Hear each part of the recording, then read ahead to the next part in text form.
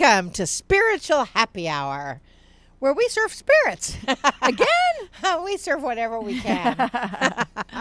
If you've never clued in or tuned in to us before, Or if you've just started speaking. as sometimes it does sound like I've just started speaking today, or maybe yesterday, or the day before, what this is all about is a little spiritual entertainment for Sunday night. We will have, as you've already heard, wonderful music from the master Randy Luna, and he will play again. And then we'll have a little wisdom from Adironda. And if you don't know who Adironda is, Stick around. and Google him. Looks kind of like that. And then a wonderful message from our friend Joy.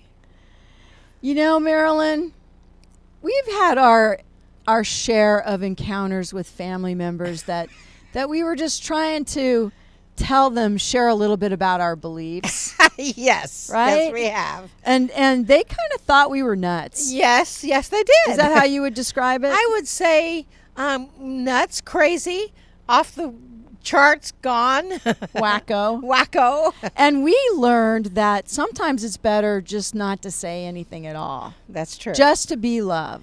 That's right. Right? Well, my son, a beautiful, compassionate soul, claims he's an atheist. He doesn't believe in any of this woo-woo stuff. Yet, in my mind, he's one of the most spiritual people I have ever met. I think he just doesn't have the same language as spiritual people, because he's a naturalist, an ecologist, and all for anything that causes less harm and does good for the planet. But he would never say Mother Earth or Gaia. And when I first began meditating, he kind of rolled his eyes to the process. He didn't see how it was possible to sit silent or even why anyone would want to. I remember once early on in my own awakening journey, we were on a family vacation together in spiritual Sedona, Arizona, where we went every year, which he would consider a great place to hike. But we would not be having those conversations about portals and vortexes that you and I know Sedona is famous for. And I was sitting outside our cabin reading a book, and he came out and asked me what I was reading. I showed him the cover while telling him the name Animal Speak, which, by the way, if you don't have it, it's a great reference book for spirit guides. I highly recommend it. Anyway, so he thumbed through it for a second, and then he tossed it back to me and said, "You don't really believe all of this stuff, do you?" Well, not wanting to get into a full-blown conversation requesting that I provide the scientific proof of metaphysics, which I normally cannot, I responded with a simple non-answer. I find it interesting. He walked away, and I continued to read the book. Days later, and me pages deeper into my book, once again, he approached me outside on my lawn chair and sat beside me.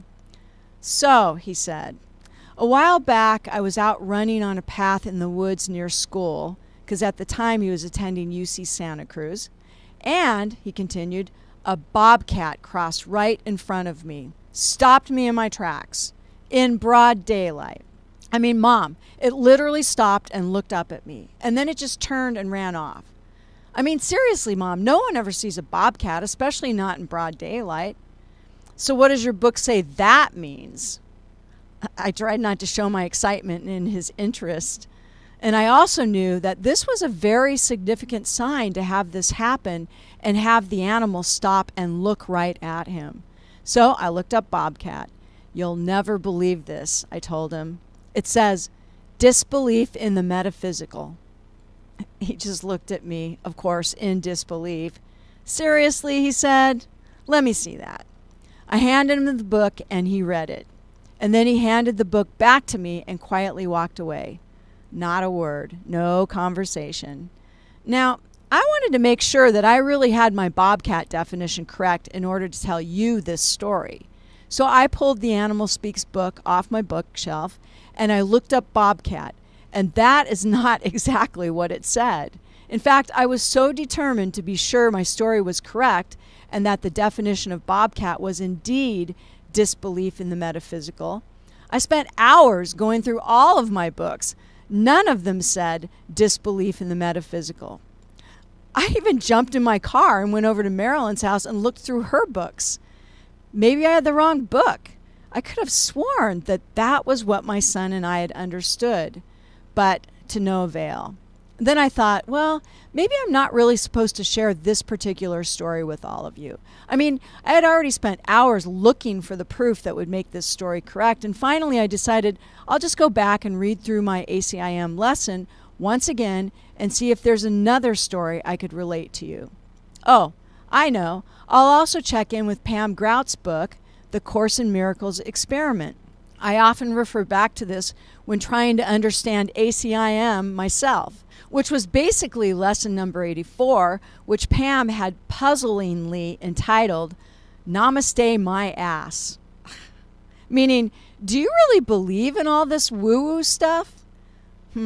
Coincidence? I think not. What's additionally funny to me here, trying to prove to you this really happened, right? And just as I was going to give up and write about something else, I began to chuckle. I began to find all of this very entertaining. I mean, how ironic is it? Me trying to convince you of a story about my son who doesn't believe in any of this stuff.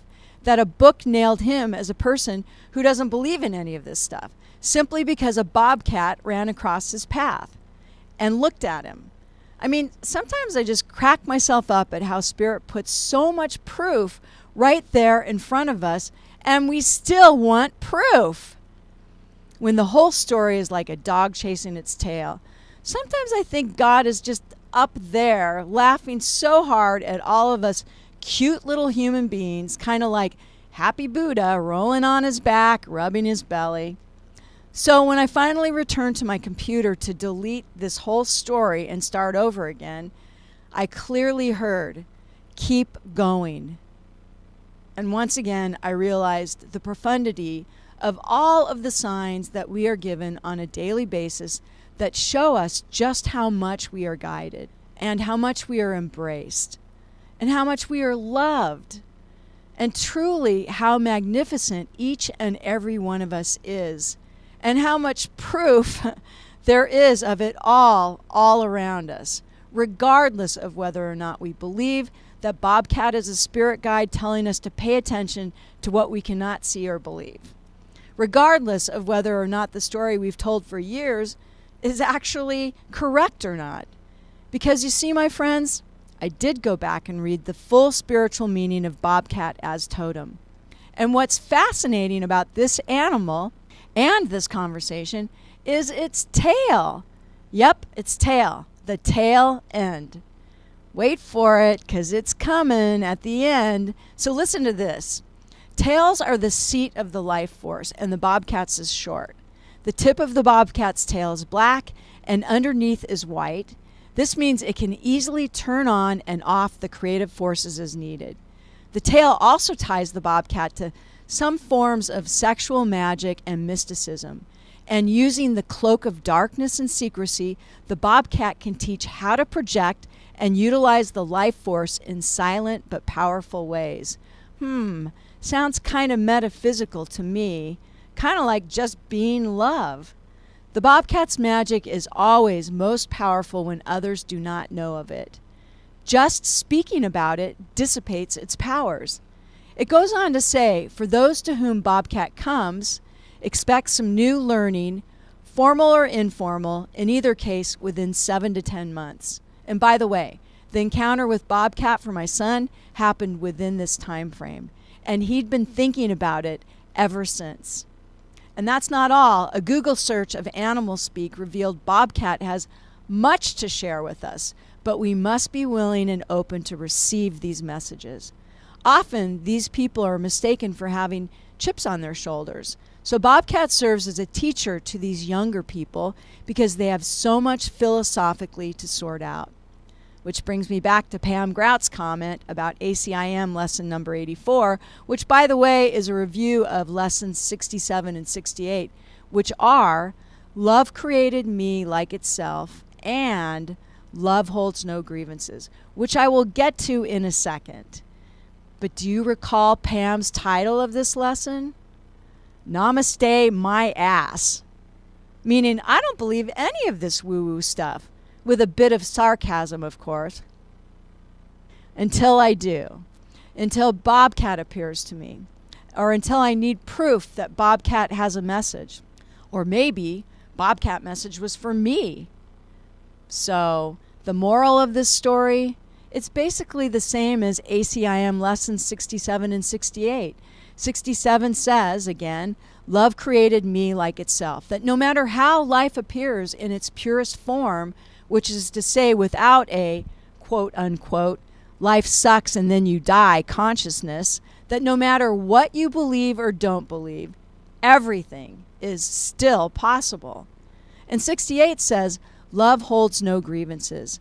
Love doesn't need to prove that the bobcat had special meaning. Love just is. Love is letting go, sharing openly, and watching even more love pour in. Love is seeing all the signs all around you and smiling. Love is all about knowing that you are love and loved. But what about the Namaste my ass, Joy? How does that tie in here? For me, that's the really funny part. That's where Spirit has a sense of humor, as I've been guided to A, tell the story about my son, B, stop looking for the proof so that you'll believe my story, C, go back to the original ACIM lesson that I wanted to share with you, which, by the way, was where the proof was, and D, no. Think about the lesson of Bobcat and pay attention to the tail end. Belief in the metaphysical, belief in the unseen. We're so cute, trying so hard to be so spiritual and trying to prove our beliefs to others, and recruiting on behalf of the universe, when all we have to be is us, the pure, unadulterated form of love that we are. And as Adironda always says, be the love you are, the love that doesn't have the quote-unquote life sucks and then you die consciousness. And poof, like magic, the proof tends to show up. Oh, and one last thing about my son. It's now a decade later, and his fiancée introduced him to yoga, which introduced him to meditation, which is really cool, Mom, he tells me. It really helps de-stress me. And seriously, as I was writing, just about ready to conclude this spiritual happy hour message, I got a text from him. He's in Valencia, Spain, traveling with his fiancée, and the text reads simply, Valencia is friendly, ... And it's followed with a photo of a chalkboard with the following handwritten message, obviously by some other traveler. It reads, Hey you! Yes, you random person that I will never meet. I hope that you'll find happiness in life. If you're reading this, it's coming. Be patient. English may not be their first language. It did come from Spain. The universe got your back. Don't worries. You just can't make this stuff up. All right. How about a moment of Master Randy's music? He makes everything up. And then a special message from Adironda and the Council of Light. Don't worries. The universe got your back. Namaste, my ass. Namaste, y'all.